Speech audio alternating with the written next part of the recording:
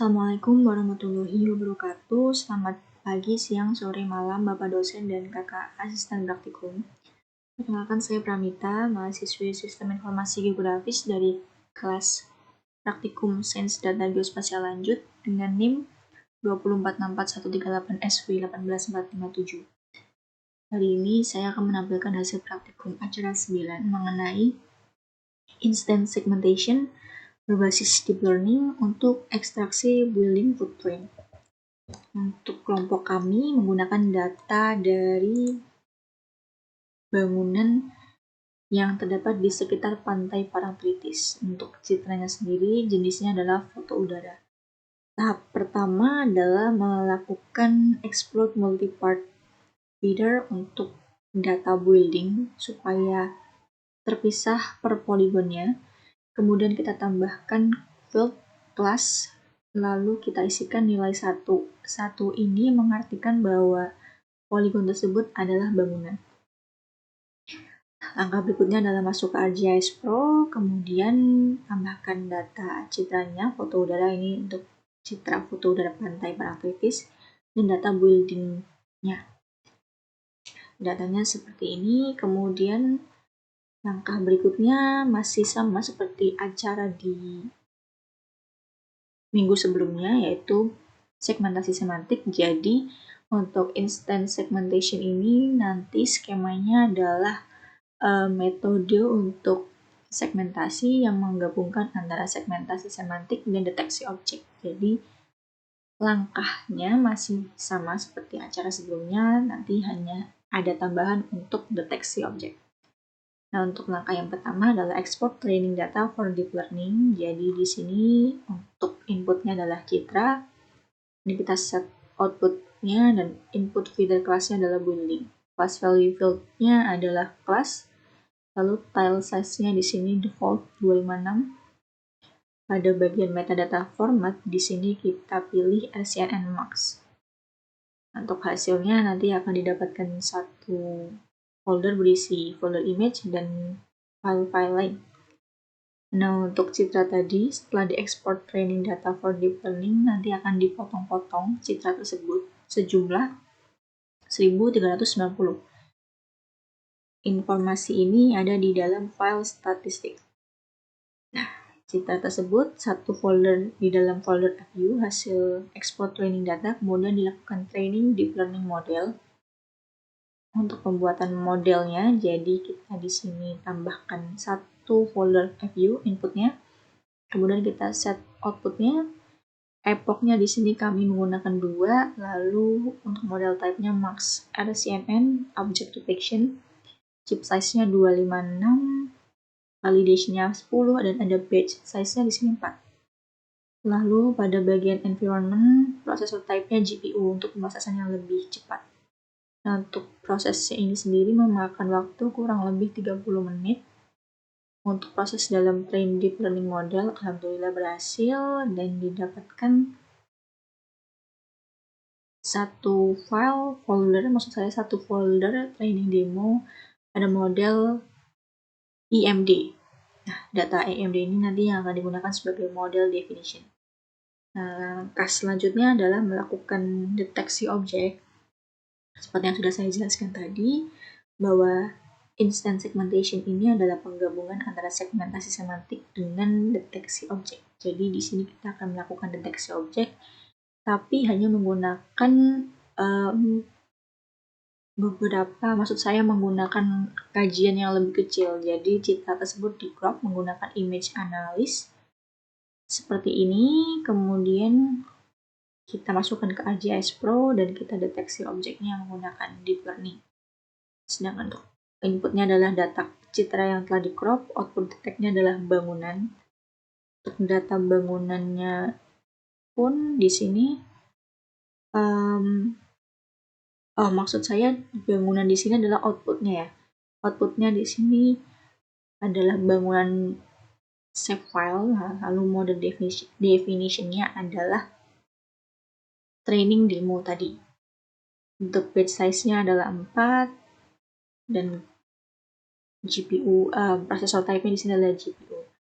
Kemudian ini adalah pemrosesannya dan didapatkan hasil sampelnya, yaitu bangunan di sini, berwarna ungu pada citra TIFF yang telah di-crop. Selanjutnya, ini tuh tadi hasilnya. Kemudian data tersebut dimasukkan ke dalam ArcMap untuk dilakukan cropping kembali.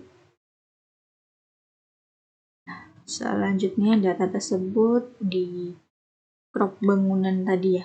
Jadi data bangunan tersebut di crop supaya area kajiannya sama dengan area kajian citra paraktritis yang akan dilakukan uji akurasi. Kemudian data tersebut dimasukkan lagi ke dalam ArcGIS Pro. Langkah selanjutnya adalah melakukan compute akurasi for object detection. Untuk uji akurasi hasil deteksi objek. Jadi data bangunan tadi, hasil deteksi objek kita masukkan. Current truth-nya adalah data crop bangunan. Kemudian di sini kita detect class value field-nya adalah class. Lalu intersection over union-nya adalah 0,1. Kemudian kita run dan hasilnya didapatkan satu file PDF berupa report dari hasil uji akurasi. Nah, ini untuk hasil akurasi, maksud saya hasil dari proses deteksi objek. Ini untuk hasilnya seperti ini yang berwarna jingga. Semuanya tampak telah secara umum telah merepresentasikan objek atau bangunan di sekitar pantai paraktritis. Untuk hasil akurasinya akan saya jelaskan. Mohon tunggu sebentar.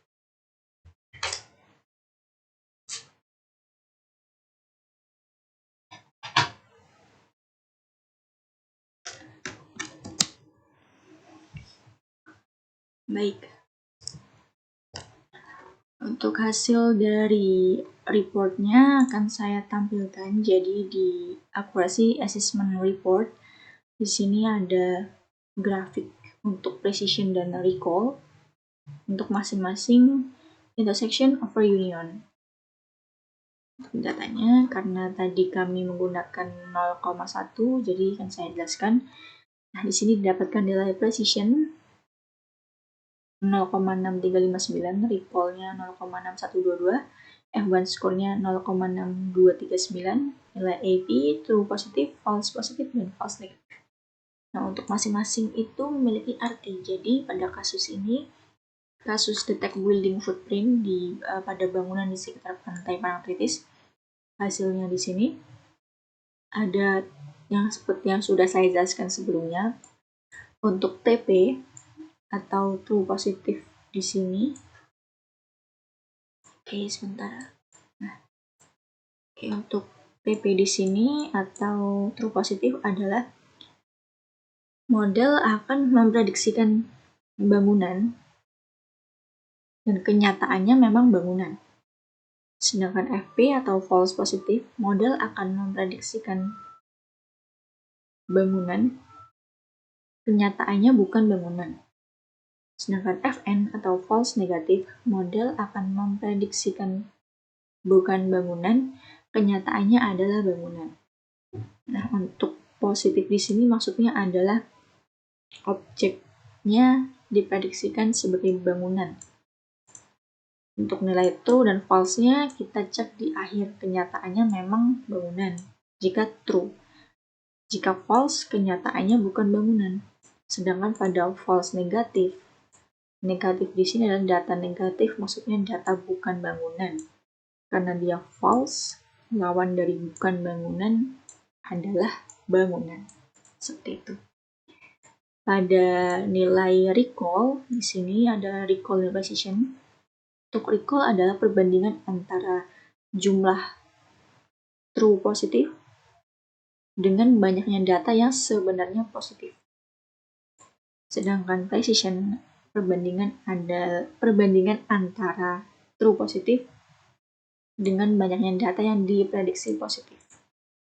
Nah, karena data yang dihasilkan di sini untuk precision dan recall-nya lebih tinggi precision-nya adalah 0,6359 dan recall-nya 0,6122, maka model yang kami buat memiliki jenis low recall high precision. Artinya adalah model dengan low recall ini sebenarnya hanya dapat mengklasifikasikan data bernilai positif. Data bernilai positif di sini maksudnya data yang bangunan, tanda kutip bangunan, lebih sedikit. Jadi model sebenarnya akan mengklasifikasikan data bangunannya itu lebih sedikit. Dengan kata lain, false negatifnya memprediksikan bukan bangunannya tinggi. Tetapi karena model ini maksud saya memiliki high precision, model ini akan mengklasifikasikan data positif. Data positif maksudnya adalah data yang bangunan benar-benar bernilai positif. Artinya mengklasifikasikan data bangunan sebagai data yang benar-benar bangunan. Data yang benar-benar bangunan di sini berarti artinya TP-nya tinggi atau FP-nya rendah. Karena data tersebut, data yang diprediksi sebagai bangunan, kenyataannya memang bangunan. Seperti itu. Jadi mungkin agak membingungkan, tapi jika dikaitkan dengan studi kasus yang kami gunakan pada model untuk klasifikasi bangunan dan bukan bangunan di sekitar pantai Parangtritis, low recall high precision ini artinya model dapat mengklasifikasikan hampir semua bangunan sebagai bangunan. Pada kesimpulannya seperti itu. Jadi model ini dapat mengklasifikasikan hampir semua bangunan sebagai bangunan. Nah, tapi ada kasus lain, misalnya jika high recall low precision. Jika kasusnya seperti itu, recall-nya lebih tinggi dibanding precision-nya, maka artinya adalah model dapat mengklasifikasikan hampir semua bangunan, tetapi ada beberapa objek yang diklasifikasikan sebagai tanah, sawah, lahan terbangun, lahan terbuka, seperti itu. Jadi diklasifikasikan sebagai objek lain. Tapi karena model yang kami gunakan memiliki jenis low recall high precision setelah diuji, maka model tersebut dapat mengklasifikasikan hampir semua bangunan di sekitar Parangtritis sebagai bangunan.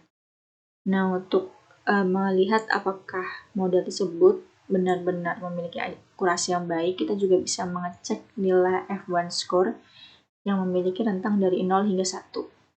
Nah, di sini kita memiliki model F1 score nilainya sebesar 0,6239, yang mana semakin 0 maka model tersebut kualitasnya kurang baik. Sedangkan jika sebaliknya mendekati 1, maka model klasifikasi memiliki recall dan precision yang baik, yang dapat mengklasifikasikan objek sebagai objek yang dimaksud. Karena nilainya di sini adalah 0,6239, hampir melewati setengahnya, maka model yang kami gunakan atau yang kami buat, maksud saya, memiliki recall dan precision yang cukup baik dengan kualitas yang cukup baik, seperti itu. Baik, jadi sekian yang bisa saya sampaikan mengenai hasil praktikum Sains Data Geospasial Lanjut acara 9 mengenai Instance Segmentation menggunakan Deep Learning untuk deteksi building footprint di studi kasus di bangunan pantai Parangtritis. Kurang lebihnya saya mohon maaf. Terima kasih kepada Bapak dosen dan kakak asisten praktikum yang telah membantu, dan kepada teman-teman khususnya Rizal Wahyudi yang telah membantu kami semua menggunakan device-nya untuk memproses data ini. Sekian, terima kasih. Wassalamualaikum warahmatullahi wabarakatuh.